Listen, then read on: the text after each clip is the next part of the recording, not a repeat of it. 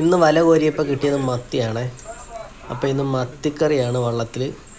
അപ്പോൾ എല്ലാവർക്കും കൂടി മത്തി ഒന്ന് വെട്ടി വൃത്തിയാക്കി എടുക്കാം.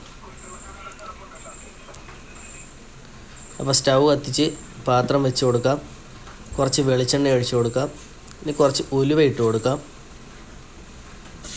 ഇഞ്ചി, വെളുത്തുള്ളി, പിന്നെ പച്ചമുളക്, സവാള എല്ലാം കൂടി ഇട്ടൊന്ന് ഇളക്കിയെടുക്കാം.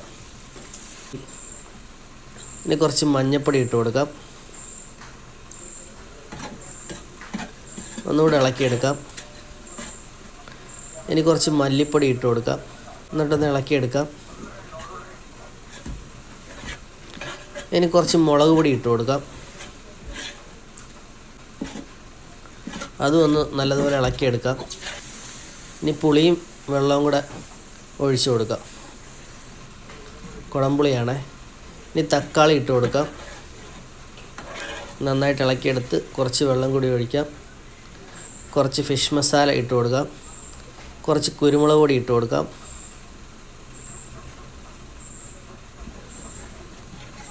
ഇനി ഒന്ന് ഇളക്കിയെടുക്കാം എല്ലാം കൂടി. ഇനി കുറച്ച് ഉലുവാപ്പൊടി ഇട്ട് കൊടുക്കാം.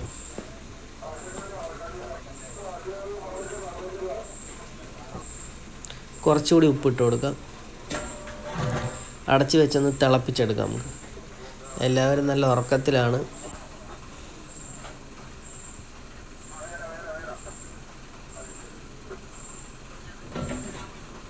അങ്ങനെ നമ്മുടെ ഗ്രേവി തിളച്ചിട്ടുണ്ട്. ഇനി നമുക്ക് വെട്ടി വൃത്തിയാക്കി വെച്ചേക്കുന്ന മത്തി ഇട്ട് കൊടുക്കാം. നല്ല ഫ്രഷ് മത്തി.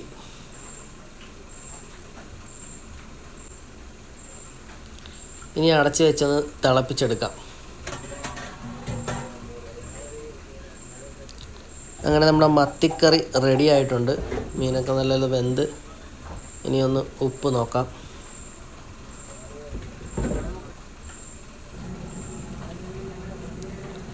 നമ്മുടെ അണിയക്കാരൻ ഉപ്പ് നോക്കാൻ വന്നിട്ടുണ്ട്. പുള്ളിയും കൂടെ നോക്കട്ടെന്ന്.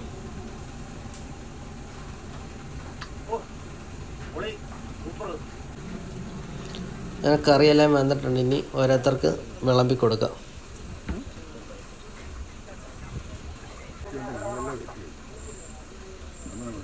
നല്ല കുടംപുളി ഇട്ട മത്തിക്കറിയും ചൂട് ചോറും.